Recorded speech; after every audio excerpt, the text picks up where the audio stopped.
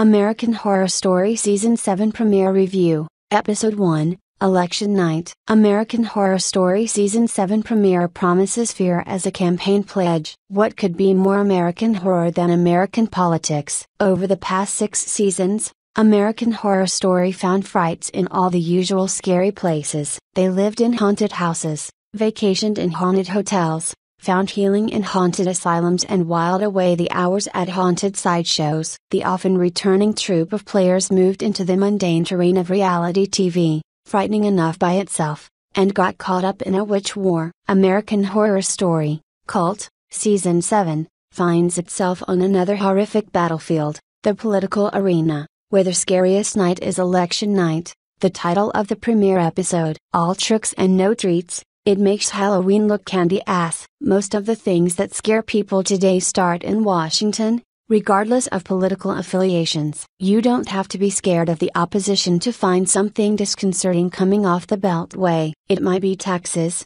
it might be a law that makes something you like illegal, or a war in a foreign land you wouldn't be caught dead in, much less die. The pens that sign the bills are swords with the might to smite multitudes. People who find an affiliation aren't in mere competition with the other side, they believe, in their hearts, that the decisions made by them have serious consequences which could affect their lives and deaths. They get scared. They look for protection, leaders, great gurus who can take their minds not just off things, but away, far, far away. Left and right, it's all a brainwashing cult to Team AHS. The episode opens with a brief montage lead into 2016 presidential election. President Donald Trump promises veiled threats. Senator Hillary Clinton is so untrustworthy an entire town's worth of voters chose a third party also ran, throwing away their vote as Kodos might say on The Simpsons. The vile bile grows as aggressive hatred appears to take over the country until people wake up in a broken dream that is half the country's worst nightmare. To others,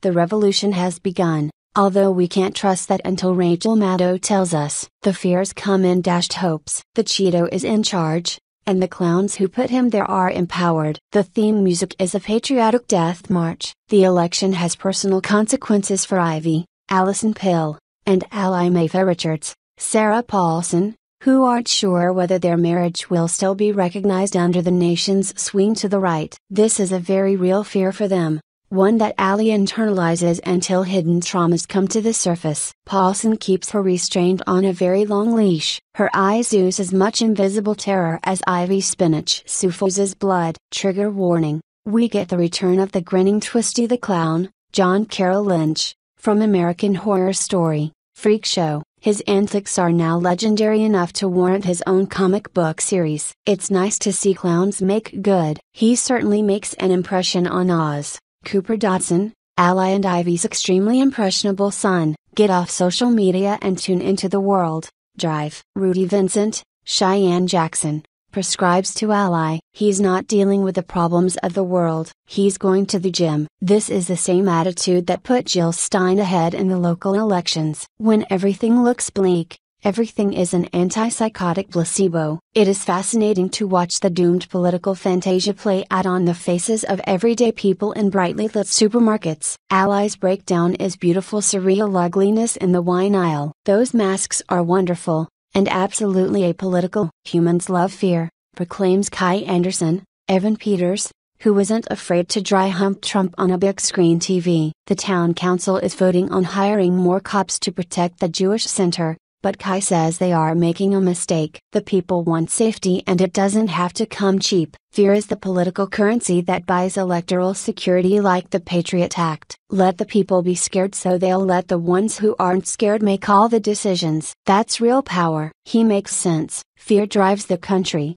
On the news, whatever bleeds leads. Ultimate fear is total control. Kai has the makings of a good cult leader. All he needs are some clowns to take down the status quo. Kai baits Mexican day workers with an off-key rendition of La Cucaracha, complete with personal water balloons. Someone gets his subsequent beating on film, which he will probably use to vault himself into office on a platform of fear. Billy Lord, who played Chanel No. 3 on Scream Queens, plays Kai's sister Winder. She is not happy about how the election is going to affect her choices, and less happy about cleaning the Cheeto-filled blender. She makes a pinky swear with her brother to suck it all up and be a nanny for the local liberal lesbians, who happen to live around the corner from the leader of the town hall opposition. They are very close siblings who can share anything, regardless of where they sit on the political fence, or wall. In a twisted bonding version of the Truth or Dare game, Winder admits the most pleasure she ever got in life was when she agreed to anal with her boyfriend. There was blood involved. Have you ever seen a real dead body?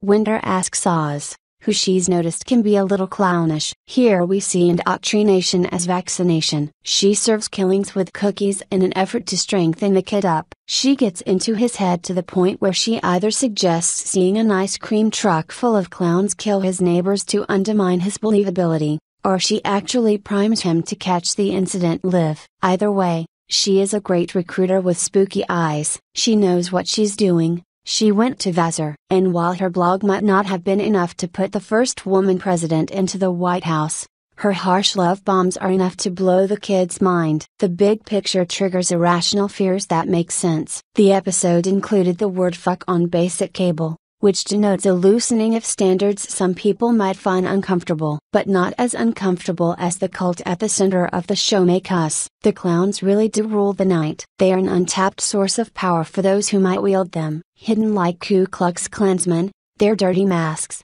cloaks and sexy-made Halloween costumes bring them into a dark focus as a unified force. The very cops who declared the couple's death on the block as a murder-suicide could have been wearing those masks. Conspiracy theories abound in small towns. American Horror Story thrives because of its atmosphere, and it is thick even when the air is thin. The supermarket freakout evokes the subway chase thriller The Warriors Above Ground and in full fluorescent light. Spike TV's The Mist tried to mine Goosebumps in a mall, which has dark cavernous corners. But a psychotic break in such a recognizable set evokes both empathy and distance. The audience knows it can't happen. The lady is crazy, otherwise she'd be home watching the president make America great again. The cameras are focused. Nothing is hidden. Shot through a blind in a kid's bedroom, an ice cream truck in the middle of the night holds an ambiguous allure. Who doesn't like ice cream and clowns? It's a perfect midnight snack that is oddly disturbing. This is where the fractures start to make sense. Oz is an imaginative kid, and nothing spurs the fantasy images than partially drawn blinds and subversive desires in ghastly masks. Reminiscent of Rear Window, we intuitively trust the kid, which means his mother ally might not be too far off her meds. The clowns are real. The clowns have always been real. Maybe Ivy went to clown college. Election Night captures the paranoia of its title with a promise of fear as a campaign pledge. Election Night was written by Ryan Murphy and Brad Falchuk, and directed by Bradley Booker.